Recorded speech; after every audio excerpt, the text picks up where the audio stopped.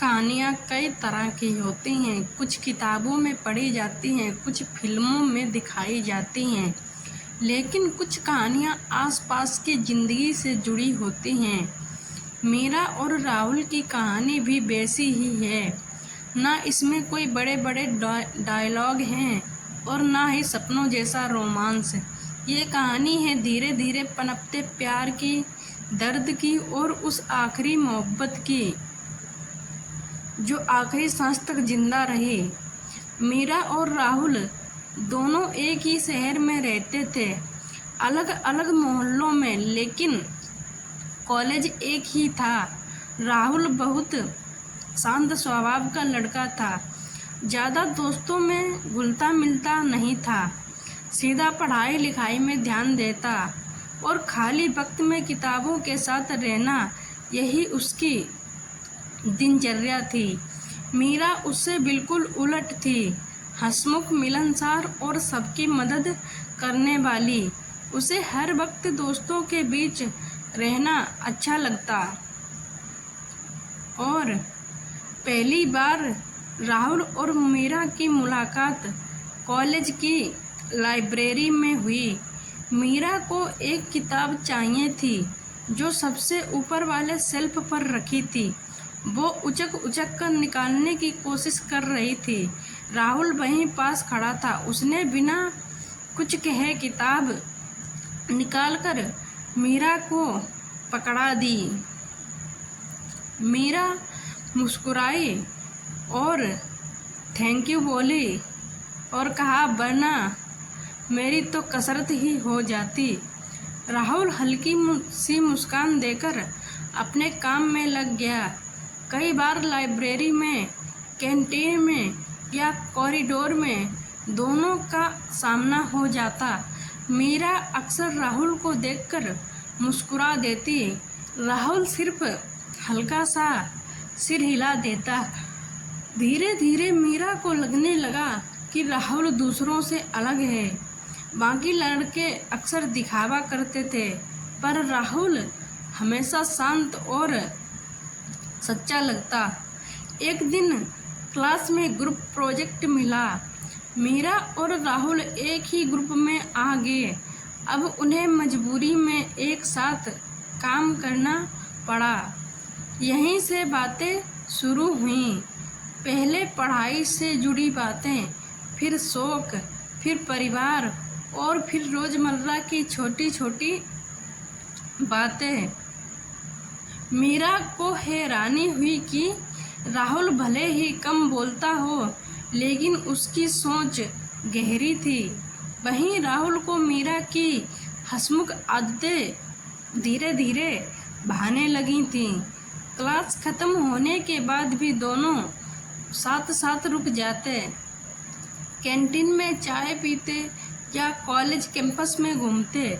मीरा ने एक दिन राहुल से कहा, तुम्हें पता है, तुमसे बात करके मुझे बहुत सुकून मिलता है, जैसे सब कुछ हल्का सा हो गया हो।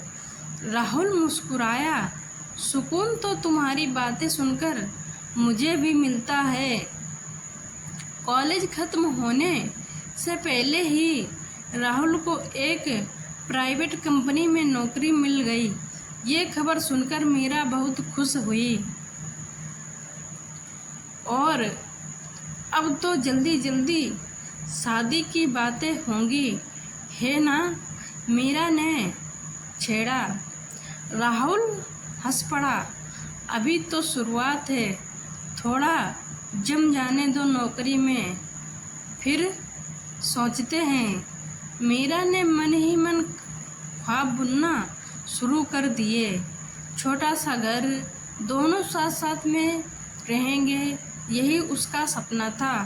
नौकरी शुरू होने के कुछ महीनों बाद राहुल का स्वास्थ्य बिगड़ने लगा। अक्सर थकान रहना, सीने में दर्द होना, सांस फूलना। मीरा ने ध्यान दिया और जोर देकर डॉक्टर के पास ले गई। जांच के बाद रिपोर्ट आई। डॉक्टर का चेहरा गंभीर था। उन्होंने कहा, दिल की बीमारी है और ये गंभीर है। हमें नहीं लगता कि ज़्यादा वक्त इनके पास बचा है। ये सुनते ही मीरा की दुनिया जैसे थम गई हो। बीमारी का पता चलने के बाद राहुल ने मीरा से दूरी बनानी शुरू कर दी। कॉल कम करने लगा, मिलने से कतराने लगा। मीरा समझ गई कि राहुल क्यों ऐसा कर रहा है। वो चाहता था कि मीरा उससे दूर होकर अपना भविष्य बना ले। लेकिन एक दिन मीरा ने साफ साफ राहुल से कह दिया, अगर तुम सोच रहे हो कि मैं तुम्हें छोड़ दूंगी तो भूल जाओ। तुम्हारे साथ जितना भी वक्त है वही मेरी जिंदगी है। राहुल की आंखें भर आईं। अब मीरा का एक ही मकसद था, राहुल के बचे हुए दिनों को सबसे खूबसूरत बना देना। वो छोटे छोटे पलों में खुशियाँ भरने लगी। कभी दोनों पार्क में जाकर चुपचाप बैठते और लोगों को गुजरते हुए देखते, तो कभी राहुल की पसंदीदा मिठाई बनाकर ले आती, तो कभी पुरानी तस्वीरें देखकर दोनों साथ साथ में हंसते, बहुत सारी बातें करते। मीरा चाहती थी कि राहुल को कभी ये महसूस ना हो कि वो बीमार है। एक दिन राहुल ने मीरा को एक डायरी दी।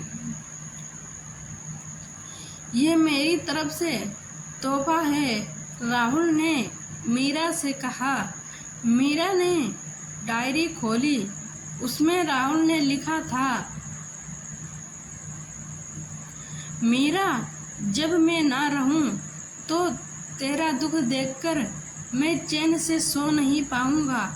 अगर तू सच में मुझसे प्यार करती है तो दूसरों की मदद करना, किसी की हंसी की वजह बनना, तभी मुझे लगेगा कि मैं तेरे साथ हूँ। मीरा ने डायरी सीने से लगाकर रोते हुए कहा, मैं वादा करती हूँ तेरी आखिरी ख्वाहिश जरूर पूरी करूँगी।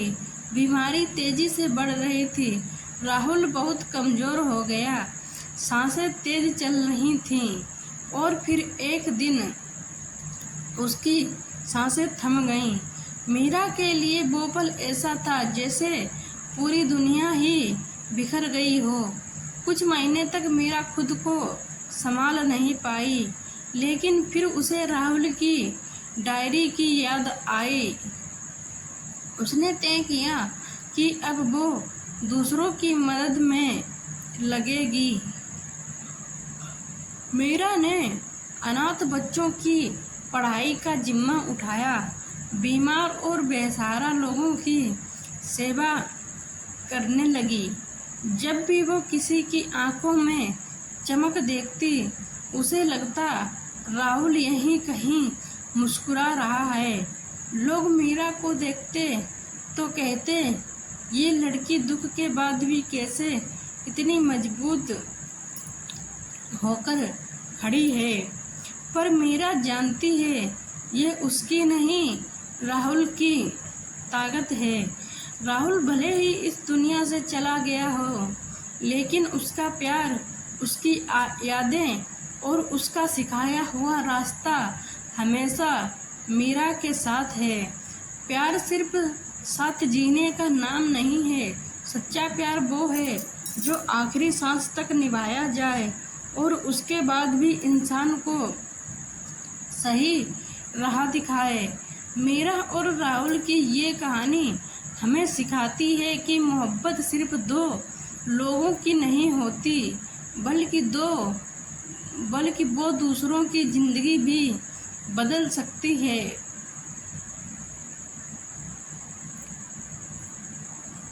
Like, comment, share, subscribe please. Thanks for